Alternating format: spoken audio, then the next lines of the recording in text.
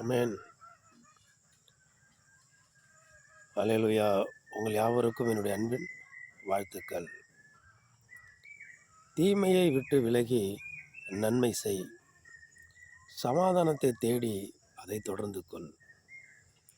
தீமை எதுவெல்லாம் தீமை என்றால்,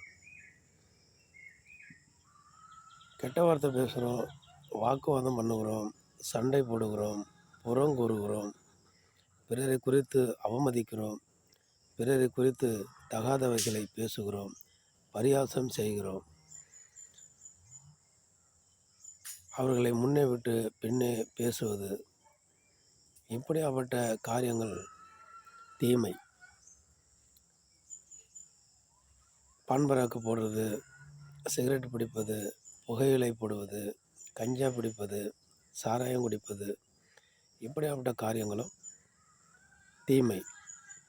பாவம் செய்வது, அக்கிரமம் செய்வது, அநியாயம் செய்வது, சண்டை போடுவது, ஒருவரை அடிப்பது, குற்றம் சாட்டுவது, குறை சொல்லுவது, பிறரை கரைப்படுத்துவது, அவமானப்படுத்துவது, இது எல்லாம் பாவம், தீமை.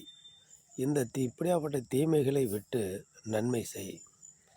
நன்மை செய்தால் கர்த்தரை ஆராதிக்கலாம், நன்மை செய்தால் கர்த்தரை துதிக்கலாம், நன்மை செய்தால் ஜெபிக்கலாம், நன்மை செய்தால் கர்த்தரிடத்திலிருந்து நன்மை பெற்றுக்கொள்ளலாம், ஆசீர்வாதத்தை பெற்றுக்கொள்ளலாம், அநேக ஆசீர்வாதங்களை தேவனிடத்திலிருந்து பெற்றுக்கொள்ளலாம். நன்மை செய்தால் நமக்கு நன்மை கிடைக்கும். நாம் நன்மை செய்தால் நம்ம குடும்பத்திலே நமக்கும் நம்ம குடும்பத்தில் உள்ள யாவருக்கும் கர்த்தரால் நன்மை கட்டாயம் கிடைக்கும். நன்மை செய்வோம், தீமையை வெறுப்போம். ஆமேன். அல்லேலூயா.